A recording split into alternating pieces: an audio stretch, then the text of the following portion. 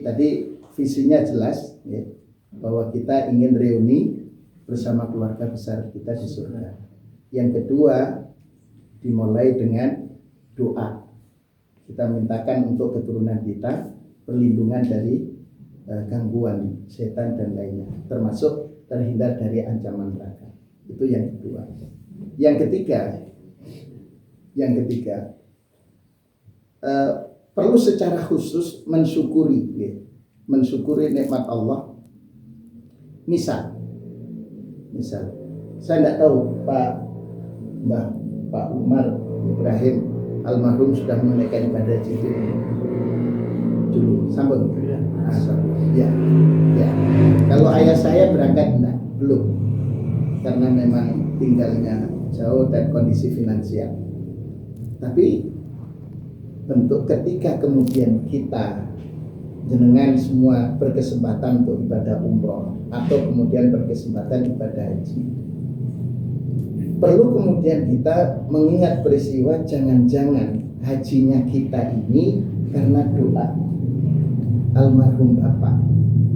Bisa jadi mereka mendoakan tanpa melaporkan ke kita, ngasih tahu ke kita, kemudian doa minta anak dan keturunannya untuk dimudahkan oleh Allah menunaikan ibadah haji dan umrah. Itu luar biasa.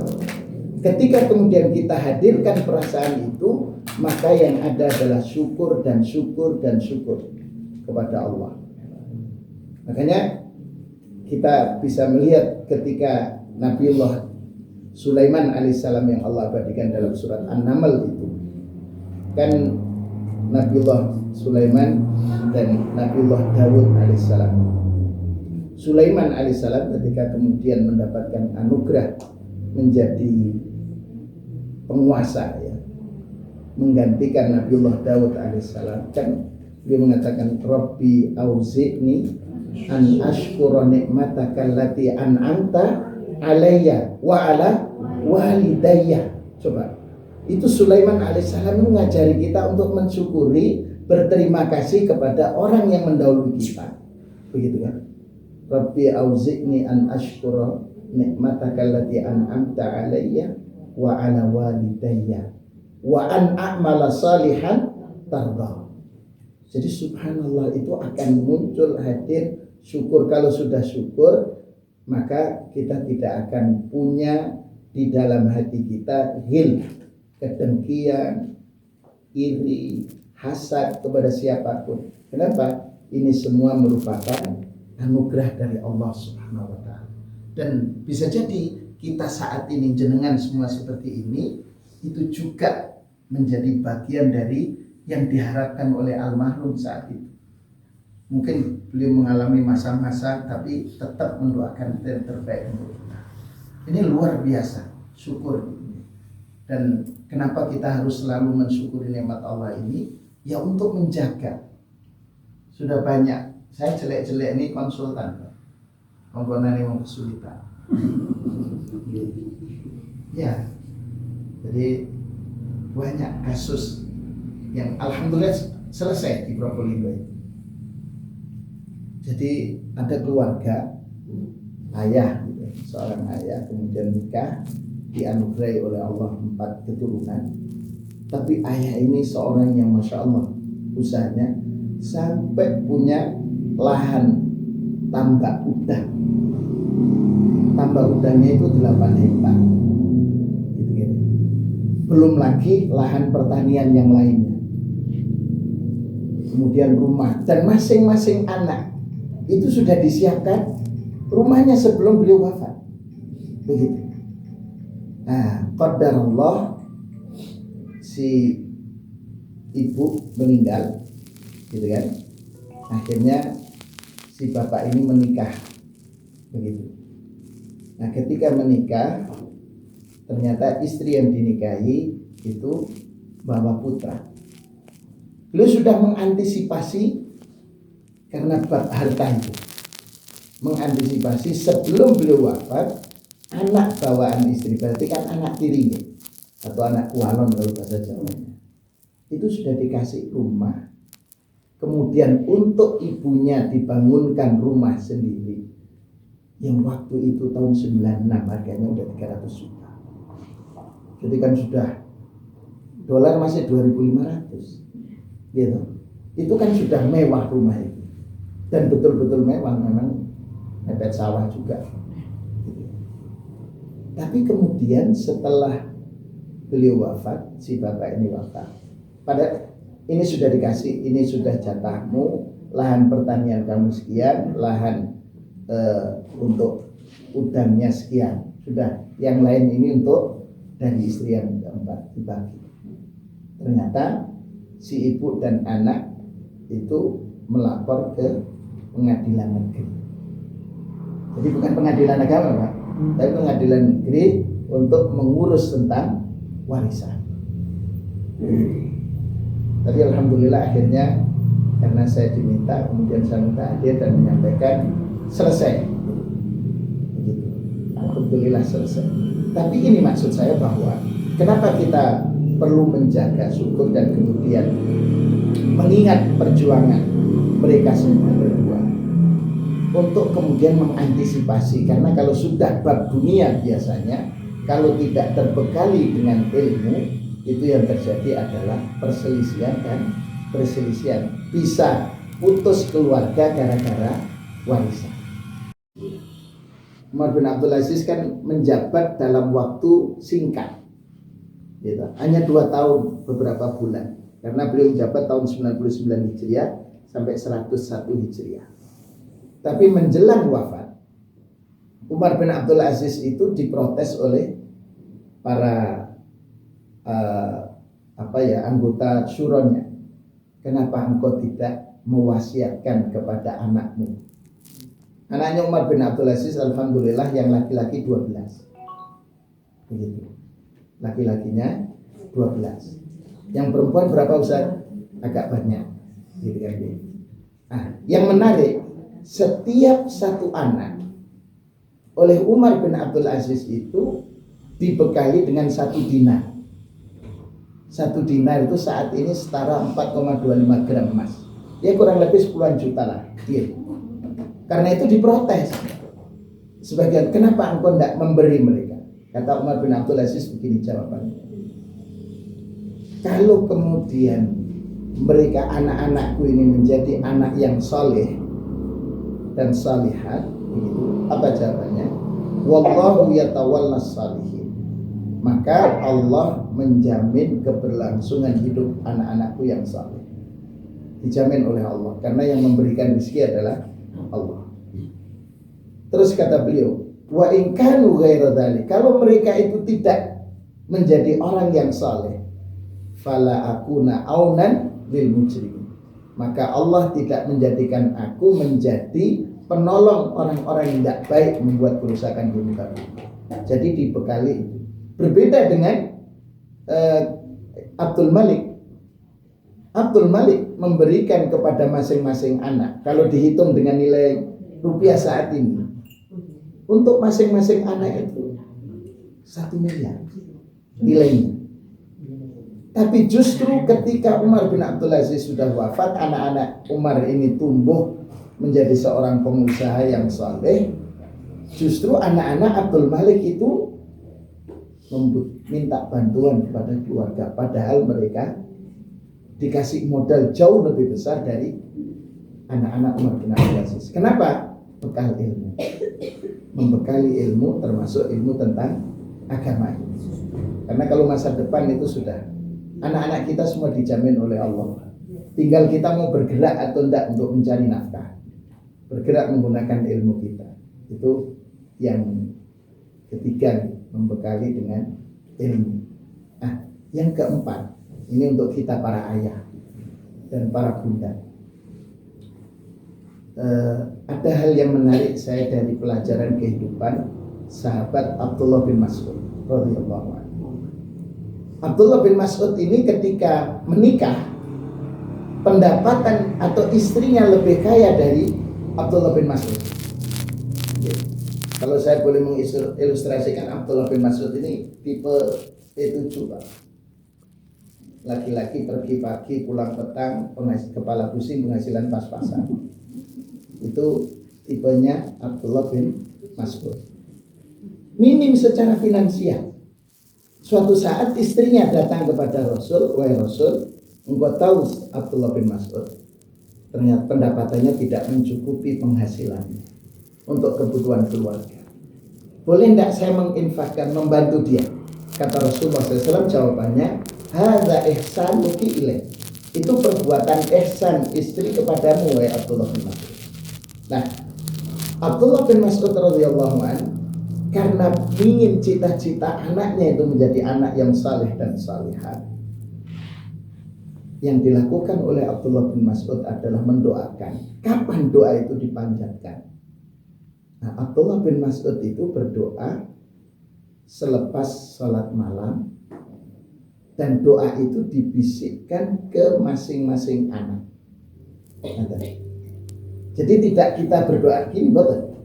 Jadi anak pertama misal dia mengatakan di antara doanya itu selesai sholat malam menemui ke anaknya yang sedang terlelap dalam tidurnya, dia mengatakan begini, wahai anakku, ayah telah memilihkan ibu terbaik untukmu. Begitu. Nah, supaya apa? Anak ini menghormati ibu. Sehingga ayah yang menyampaikan kepada anaknya bisikan di saat anaknya sedang tidur itu, berarti kan kondisi alfa nih. Disampaikan, anakku, ayahmu memilihkan ibu terbaik untukmu. Nah, yang kedua, wahai anakku, ayahmu baru saja dia mulai, dan ayah bertawasul kepada Allah agar engkau menjadi anak yang saleh. Terus pindah ke anak yang kedua, ketiga, dan seterusnya. Itu yang dilakukan. Supaya apa? Terekam bahwa itu bagian dari ikhtiar berdoa kepada Allah Subhanahu wa taala untuk mewujudkan cita-citanya menjadi anak yang saleh dan salihah. Kemudian di Allah Subhanahu wa taala menyatakan kisah tentang Nabiullah Ibrahim alaihissalam. Nabiullah Ibrahim menyatakan, Rabbi ja'alni muqimas shalah wa min dzurriyyati. Rabbana wa taqabbal du'a. Masya Allah, itu kan visi besar yang dibangun oleh Nabiullah Ibrahim. Nabiullah Ibrahim yang kemudian dikenal dengan Abul Anbiya, bapaknya para nabi, gitu. Karena dari istri pertama lahir Ishak, dari Ishak lahir Yakub, dari Yakub lahir Yusuf, kemudian dari Bunda Hajar lahir Ismail, dari Ismail keturunannya adalah Nabiullah Muhammad SAW. Dan yang menarik, Nabiullah Ibrahim tidak hanya berdoa, memanjatkan doa untuk Rabbi ja'alni muqimas shalah wa min dzurriyyati, tidak hanya itu, tapi ada upaya yang beliau lakukan untuk mewujudkan cita-cita besarnya.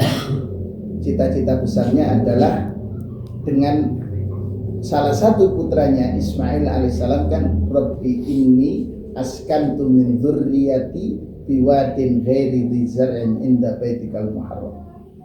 Jadi Nabiullah Ibrahim untuk mewujudkan cita-cita besarnya, itu tempat tinggalnya Ismail itu dengan dekat dengan Baitullah, yang kemudian nanti dibangun berdua, yaitu Ibrahim dan Ismail. Jadi visi mewujudkan Baiti Jannati ini berarti memang keluarga kita tidak boleh jauh-jauh dari tempat ibadah, masjid, gitu ya, atau musola. Kalau di Madura itu tidak ada rumah kecuali pasti punya musola, gitu. Kalau di Madura, begitu ya. Tapi ini untuk kita, untuk supaya nanti apa, bisa bertemu dengan almarhum Bapak Umar Ibrahim bersama ibu di surga. Kalau saya selalu doanya itu adalah cita-cita reuni bersama dengan keluarga besar di surga. Kalau reuni dengan teman sekolah, teman itu di dunia selesai dan kenangannya selalu negatif. Reuni efeknya gitu. Banyak negatifnya. Tapi kalau cita-cita besar kita adalah reuni dengan keluarga besar di surga. Makanya di antara yang saya coba cermati, Rasulullah itu kalau selepas sholat subuh kan gitu, dan sholat asar atau sholat maghrib itu kan Allahumma ajirna minan nar gitu. Tapi kalau itu kan berarti hanya untuk kita. Nah, Allahumma ajirna minan nar. Bagaimana kalau kemudian doa itu kita perluas? Allahumma ajirni, ya Allah lindungilah aku. Kemudian wa zaujati, istriku. Gitu. Wa auladi, anak-anakku, wa dzurriyyati, keturunanku, wa walidi, ayahku, wa walidati, ibuku, wa akribai, kerabatku, minanna. Itu doanya kalau riwayat Imam Ahmad kan Allahumma ajirni atau Allahumma ajirna minanna itu 7 kali. Nah, kalau kita baca doa itu selepas sholat subuh, kemudian selepas sholat asar atau sholat maghrib, karena yang penting adalah waktu mau masuk malam, itu kita baca dengan kita hadirkan wajah kedua orang tua kita, ya dalam hal ini Bapak Umar almarhum bersama ibu, kita hadirkan wajahnya, itu Masya Allah. Termasuk di saat kita berdoa mewujudkan, menginginkan anak kita hadirkan anak-anak, wajah anak-anak kita. Makanya doa itu perlu waktu, gitu, perlu waktu. Itu penting untuk apa? Mewujudkan ini, baiti jannah. Allahumma ajirni wa ahli atau wa zaujati. Kalau yang baca Pak Toha, nggih, Pak Dr. Toha, istri kepada istri beliau, ya zauji, suamiku, gitu. Kemudian auladi, anak-anakku. Ketika baca auladi, jangan berapa pertanyaan? 5. Walhamdulillah 5. Itu coba disebut 1.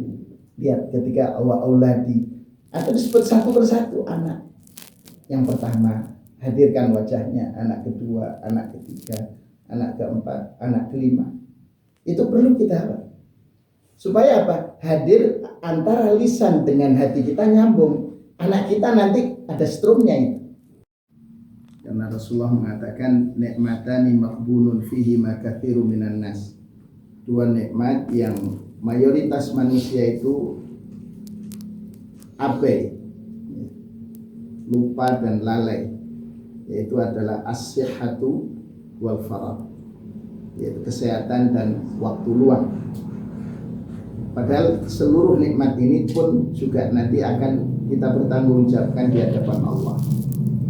Karena Allah menyatakan yauma idzin tsumma latus'alunna yauma idzin 'anil na'im. Kemudian kita semua nanti ditanya oleh Allah dengan nikmat yang Allah anugerahkan. Dan nikmat Allah Masya Allah luar biasa. Kemudian jenengan ini ada yang dokter 2 gitu.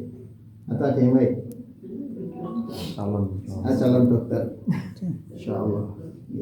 Saya menterjemah 3 buku tentang kedokteran. Jadi sedikit ya punya pengetahuan. Jadi dari karya-karya para ilmuwan yang berbahasa Arab saya terjemahkan ke dalam bahasa Indonesia menjadi buku rujukan diskusi dengan Dr. Zaidul Akbar dan lainnya. Termasuk saya ada komunitas dokter di Probolinggo yang diskusi. Karena memang sehat itu luar biasa. Ya. Karenanya barangkali saya pertama kali mengajak jenengan kenapa kita harus mensyukuri nikmat Allah berupa kesehatan sebelum berbicara tentang apa yang menjadi bahan diskusi kita. Saya mencermati dari kehidupan Rasulullah Sallallahu Alaihi Wasallam. Rasulullah SAW itu kan baru sakit sepulang beliau menunaikan ibadah haji, gitu. Dan itu ada riwayat mengatakan 10 hari, ada riwayat 15 hari. Tapi belum pernah kalau kita membaca perjalanan sirah Rasulullah SAW, Rasulullah itu kan kena penyakit, itu enggak. Kecuali yang menjelang wafatnya itu aja beliau menyampaikan bahwa sakit beliau adalah efek dari makanan yang dipersembahkan oleh wanita Yahudi ketika memberikan sampil, daging sampil kepada Rasulullah SAW. Ternyata kan ada racunnya. Nah, dari perjalanan kehidupan Rasulullah itu saya menyimpulkan bahwa kenapa Rasulullah SAW itu sehat. Nah, di antara sebabnya adalah Rasulullah itu selalu mensyukuri nikmat Allah. Makanya doanya Allahumma afini fi badani, Allahumma afini fi sam'i, Allahumma afini fi basari, la ilaha illa anta. Ya, jadi subhanallah itu ternyata Rasulullah selalu meminta itu. Makanya mungkin kenapa Luqman Al-Hakim sebuah bukan nabi, gitu, bukan rasul, bukan juga ya biasa saja, tapi kemudian keluarga ini Allah abadikan di dalam Quran, gitu. Bahkan menjadi nama surat, yaitu surat Luqman. Itu kan menarik, sebagaimana Allah mengabadikan keluarga Imran, bukan nabi, tapi kemudian nama keluarga ini diabadikan menjadi Al-Imran, keluarga Imran. Ini yang perlu nanti kita cermati, gitu. Makanya Luqman itu berpesan kepada putranya dengan menyatakan wa may yashkur fa innama yashkuru li nafsi. Siapa yang bersyukur maka pada hakikatnya syukur itu kembali kepada dirinya. Nah, begitu juga kita melihat Rasulullah SAW begitu, selalu memohon mensyukuri nikmat Allah berupa kesehatan, dengan meminta Allahumma afini fi badani, Allahumma afini fi sam'i, Allahumma afini fi basari. Jadi subhanallah. Dan jenengan cermati, nggak tahu di antara kita ini ada yang usianya sudah 61, jenengan kita 62. Oh 62, berarti sudah setahun dari usia Rasul ketika perjalanan dari Madinah menuju Tabuk. Tabuk tapi bukan Tabuk bahasa Madura ya. Beda lagi itu. Apa Bu? Tabuk bahasa Madura itu, Tabuk itu perut. Nah, dari Madinah ke Tabuk jaraknya itu kalau menurut dalam Mu'jamul Buldan itu 950 kilo. Pada saat itu cuaca musim panas, gitu. Musim panas itu kalau pernah jenengan haji atau pernah tinggal di sana, kalau yang kemarin kan hajinya hanya 47 derajat ya, 40 derajat Celcius gitu ya. Saya pernah mengalami pada asar itu sekitar tahun 98, itu kita baru pulang sholat asar menuju ke tempat kita tinggal, itu sudah 48 derajat Celcius. Jadi saya pernah mengalami tinggal di Saudi itu tanpa AC, sehingga kita istirahatnya itu kalau di kamar tidak mungkin, akhirnya kita di balkon. Balkon itu kita siram air, masih becek itu kita tidur, kering, siram, bangun, siram lagi. Dan itu saya lihat untuk keturunan. Jadi kita belum punya menantu, tapi sudah mendoakan keturunan kita nanti dilindungi oleh Allah dari api neraka. Hal yang sama kan dilakukan oleh Maryam. Maryam itu ketika melahirkan putranya Isa alaihissalam, kan kemudian dia berdoa, wa'a'udzu bika wa dzurriyyat minasyaitonir rajim. Aku berlindung kepadamu ya Allah, meminta perlindungan kepadamu untuk anakku dan turunannya. Dari mana? Gangguan setan. Setan ini masya Allah kan, gitu. Setan itu jangan kita wujudkan dalam bentuk jin, gitu, yang menakut-nakutan juga. Nah, setan modern kan banyak. Karena memang dalam Al-Quran itu minal jinnati wan nas. Setannya kan dari jin dan manusia. Ini perlu kita minta perlindungan sama Allah. Jadi Allahumma ajirni wa zawji atau wa zawjati wa auladi wa dzurriyyati wa walidi, ayah kita dengan sebut, kemudian ibu, kemudian wa akriba, kerabat. Jika ini keluarga besar, kerabat. Supaya apa? Reuninya di surga. Itu baiti jannati di situ. Jadi dimulai mensyukuri kemudian dengan doa. Tuh. Tapi ini belum juga cukup. Makanya kalau belajar dari Nabiullah Ibrahim ya menempatkan mencari rumah yang tidak jauh dari Mesir. Kenapa? Untuk mengingatkan. Kalau kita jauh dari Mesir, memang tidak bising, gitu. Apalagi Mesir itu kalau, tapi insya Allah tidak sebising di tempat kami ya. Kalau di tempat kami itu subuhnya kan sekarang jam 4.20 gitu. Itu jam 3 itu sudah nyetel murotal, gitu. Dan itu pakai pengeras atas doa. Jam 3. Lah kalau kita tidur jam 9 aman, gitu. Oh jam 3. Tapi coba kalau kita baru datang jam 1 dini hari, baru nyampe rumah, baru tidur terus dengar itu. Dan yang nyetel biasanya setelah di setel itu kemudian beliau tidur lagi. Kan ada timer gitu. Nah, apalagi nanti kemudian biasanya menjelang subuh, biasanya itu sudah mulai dipanggil-panggil. Buatan tarhim dipanggil. Iya. Saya di tetangga itu di rumah di Probolinggo itu di absen. Pak Imam, sopu. Kebetulan orang Madura gitu ya. Jadi dipanggil satu-satu gitu. Dipanggil. Betul gitu. Istri saya harus dipanggil itu. Jadi sampai begitu. Sudah gitu kemudian ada tarhim lagi. Jadi di usia 61 tahun melakukan perjalanan dari Madinah menuju Tabuk 950 kilo. Kalau sekarang dengan aturan sebagai perbatasan Madinah saat ini sekitar 750-an kilo.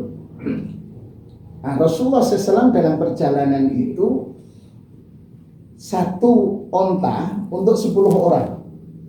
Berarti gantian, gitu. Berarti kalau 950 kilo Rasulullah hanya naik onta 95 kilo, jalan kaki selebihnya. Gitu kan ya.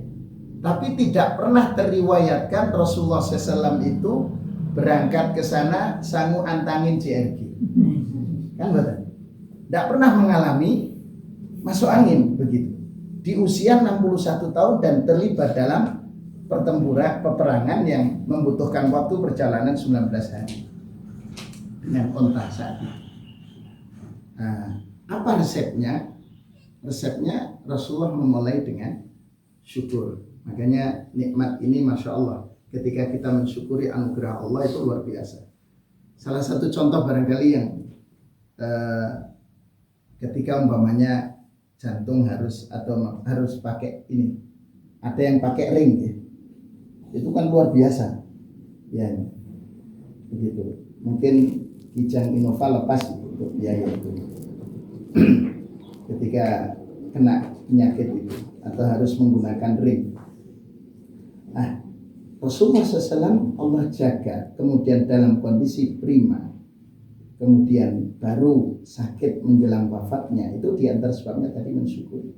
Lah kita coba sekali waktu kita itu duduk sendiri kemudian mengucapkan syukur misalnya, terima kasih ya Allah telah Engkau menganugerahkan jantung yang prima, yang sehat mulai lahir sampai hari ini.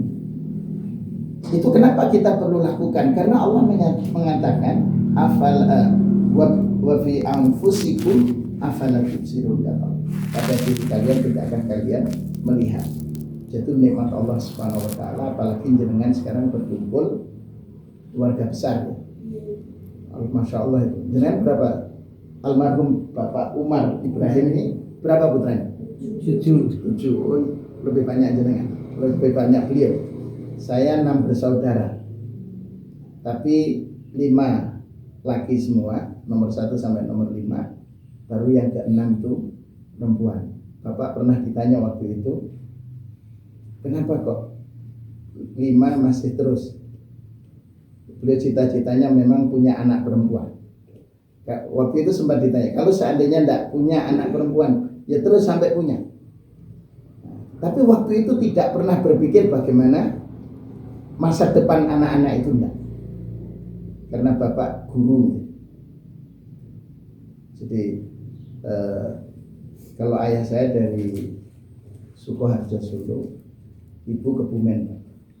Jadi perpaduan, cuman tinggal di Jember sejak tahun 42.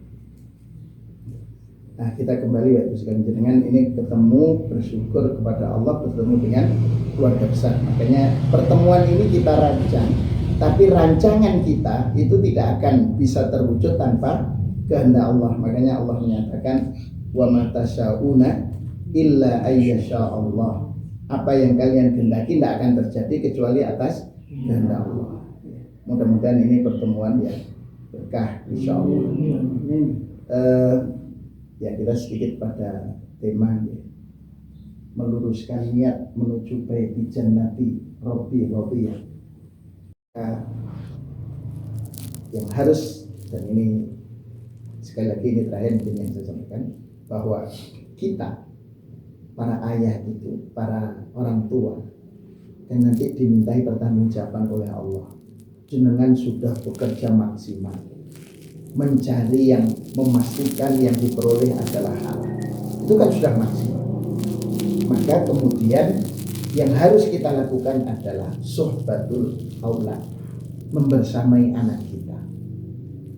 Meskipun terkadang waktu jenengan mungkin habis dengan tugas pekerjaan, tapi harus ada waktu bersama dengan anak, membersamai anak, membimbing anak, gitu kan.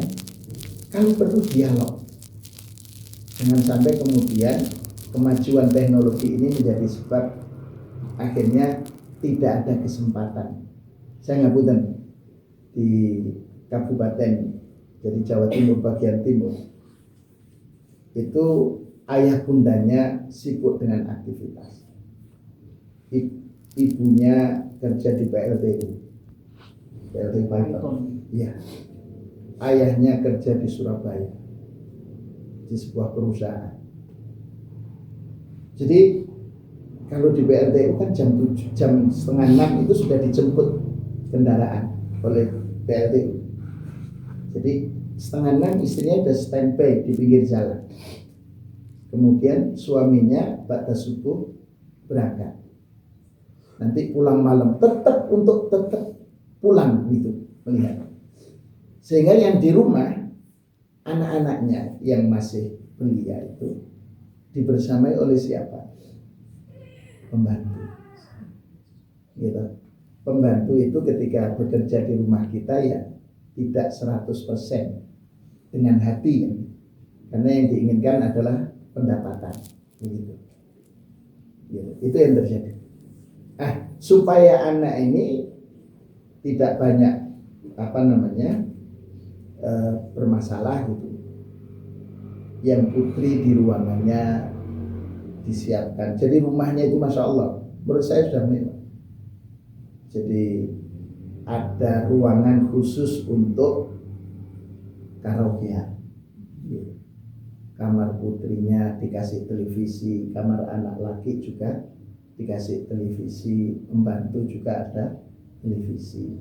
Fasilitas menggunakan wifi, semua sudah terpenuhi. Mau les alat musik dikasih, mau les ini dikasih. Kenapa?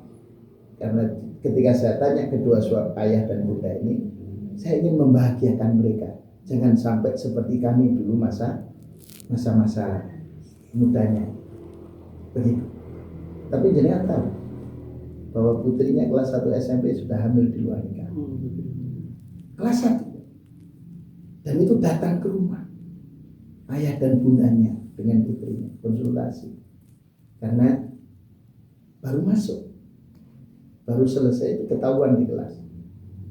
Akhirnya kemudian cerita, bundanya kemudian, Ustaz, gimana menurut saya? Boleh enggak digugurkan kandungannya? Saya tidak menjawab bolehnya. Saya tidak menjawab boleh tapi saya jawab adalah, jenengan selama ini kemana? Kami bekerja, jenengan bekerja untuk siapa? Ya untuk anak-anak. Tapi jenengan lupa bahwa tidak cukup dengan kebutuhan materi. Makanya pengawasan, membersamai anak itu menjadi sebuah keharusan di era saat ini. Jangan sampai anak kita lebih senang curhat dengan orang lain daripada kepada orang tuanya. Kalau ada masalah sekarang, kami dulu saya kerja ya, karena memang saya ngajar di Madura itu setiap pekan. Mulai tahun 2000 itu saya ngajar di Madura itu Selasa malam berangkat. Waktu itu masih belum ada Suramadu, masih naik kapal feri itu ya begitu. Jadi jam 9 malam sudah sampai di terminal Bungurase. Nanti kalau khawatir macet ya, turun terus nyampe nanti subuh ke Camplong, subuh jam 7 ngajar, dan terus sampai kemudian hari Kamis pulang. Begitu itu saya jalani. Sabtu Senin ngajar di Bangil, kemudian Jumat di lembaga keuangan. Terus hidupnya dengan aktivitas. Akhirnya kemudian coba usaha. Istri ingin membantu ekonomi keluarga, bukalah travel umroh. Nah, tapi kemudian kata istri, ini cita-cita anak kita untuk hafal Quran tidak bisa terwujud. Itu tahun 2019. Setelah 2019 kata istri, anak kita yang cita-cita sejak lahir kita menikah ingin punya anak hafal Quran, belum bisa terwujud. Masa terus harus kerja? Punya pekerjaan dengan travel, padahal dari travel itu mesti ada pemasukan, tapi tidak bisa nabung juga. Begitu. Anak tidak selesai hafalannya. Akhirnya kemudian kata istri, kalau begitu tidak usah ngurus travel. Selesai, tidak usah ngurus travel kita. Umroh tidak diurus, sudah dipetiskan gitu, izinnya. Nah, gitu. Akhirnya kemudian kalau begitu Umi yang di rumah, saya yang kerja. Gitu. Nah, nanti saya meskipun jauh tetap berusaha untuk pulang malam hari. Ketika pulang kan melihat anak terlelap dalam tidur itu, pagi hari menjelang berangkat bangun duduk, baru kemudian sholat baru berangkat. Itu yang saya jaga. Tapi justru akhirnya 5 anak saya semua di tahun 2021 itu udah selesai dengan 30 juz. Setelah itu, apakah kemudian untuk bab Maisah sudah biar Allah yang atur dengan caranya, karena Allah itu adalah Ar-Razzaq, Allah yang memberikan rezeki, tinggal kita memberikan skill, kemampuan, kita latih. Bab rezeki itu Allah yang atur. Tapi Bapak Ibu sekalian, ini penting untuk kita, pembersamaan anak kita. Sekali lagi jangan sampai anak kita kemudian lebih gayeng diskusi dengan orang lain daripada ayah dan bundanya. Nah, ini barangkali yang untuk mewujudkan baiti jannati Rabbi Rabita. Nah, dilakukan oleh Anas bin Malik. Anas bin Malik itu kan anak yang di saat usianya belia, belum genap 10 tahun, kemudian berkhidmah kepada Rasul selama 10 tahun di rumah Rasul, karena diserahkan oleh ibunya Ummu Sulaim dengan mengatakan, ya Rasulullah, hadza Unais yakhdumuka. Wahai Rasul, ini Anas kecil yang akan berkhidmah kepada engkau. Berkhidmah pada Rasul selama 10 tahun. Suatu saat ada hal yang menarik yang dilakukan oleh Rasul, dan ini nanti yang harus kita lakukan.